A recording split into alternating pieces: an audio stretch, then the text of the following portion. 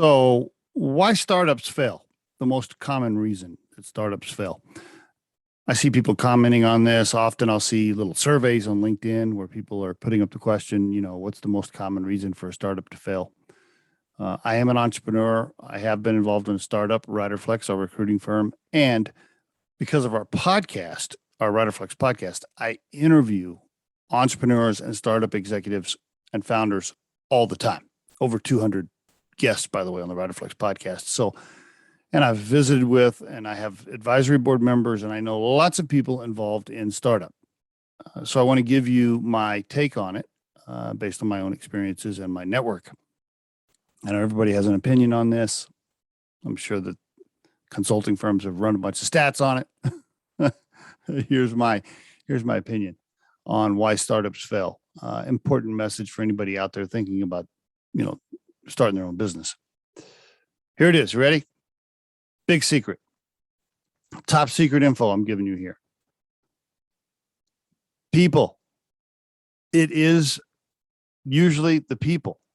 Okay. Let me go into some details of what I mean. I hear people say, oh, startups fail because they run out of cash. Startups fail because timing. Startups fail because it wasn't the right idea. Startups fail because they didn't pivot. Startups fail because the founders didn't go all in and they were trying to work part-time in other jobs. On and on, right? The list is endless. My opinion, though, is all of those other reasons I just mentioned go back to the individuals in some way. Their behaviors, their talent, their individual experiences, their individual network, something about the people, right? Something within the person caused some of those other missteps that people are listing as reasons that startups fail. Here's an example. People say, oh, startups fail because they ran out of cash. Okay, well, that's probably because somebody on the team that was responsible for raising cash couldn't do it, right? They failed. That person didn't have experience at raising cash, or they failed at raising cash, or that person that was in charge of managing the cash spent all the money and didn't run proper cash flow and things, right? It was the person that mismanaged the cash that they did have.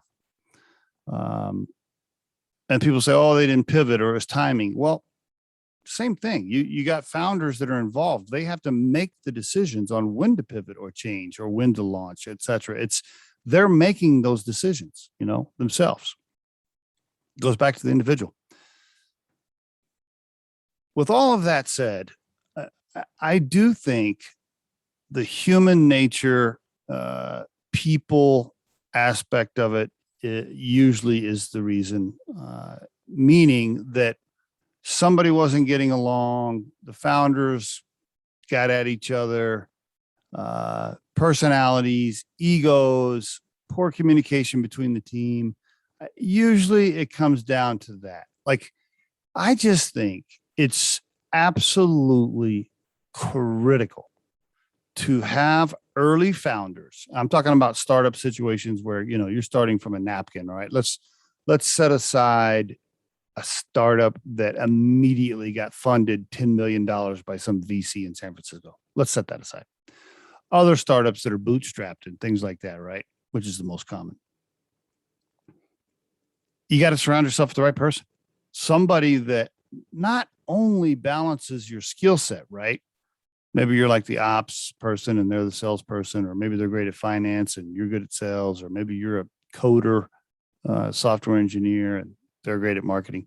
There's got to be a balance of skill set, but you guys just have to get along. Like, you have to enjoy just hanging out with the person, having a beer with them, talking about family stuff, talking about health issues, talking about politics, sports, business, chicks, guys, relationships, whatever. Like, that shit matters, man. I'm telling you right now, if you can't, in an early stage situation, if you can't pick up the phone, talk to your buddy, your co-founder, and say, hey man, yeah, my wife's really getting on my nerves this week.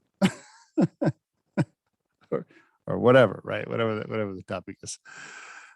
Love you, honey. I'm just using that as an example. My wife's listening to this. You got to be able to talk to them. That kind of relationship early on, when you're living with somebody, almost literally living with somebody 24/7, trying to get a business started, you guys got to be able to talk about anything. If you try to build a business with somebody as a co-founder, here's an example. Let's say you get a co-founder and they do complement your skill set. Let's say you're a software engineer and they're a salesperson. You're like, oh, this is a great fit because he can sell and I can write code. Yeah, that's cool. But if, let's say your religion is completely different, your politics are completely different, you like to drink beer and they've never touched alcohol, you like to smoke pot, they don't, you're a big outdoor enthusiast and they just want to sit on the couch and eat chips and get fat or whatever, right? I mean, if nothing else matches, you're just not going to get along as well. It's not going to be as fun. And by the way, if it's not fun at some point, you probably will crash and burn, because you got to have a little bit of fun, because it's super stressful, super hard work. It will be the hardest thing you've ever done. So if you can't have fun and joke around with your co-founder and like have some things in common, it's just not going to work. It's not going to work. I don't care. You're not going to convince me otherwise. I've seen it a million times. So that's the point of this episode, really, is just to make damn sure you understand in a startup situation that it's about the people.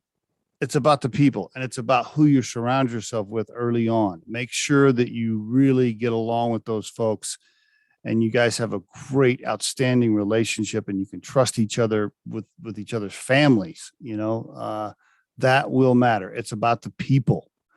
People is the reason startups fail. And there is your Riderflex tip of the day.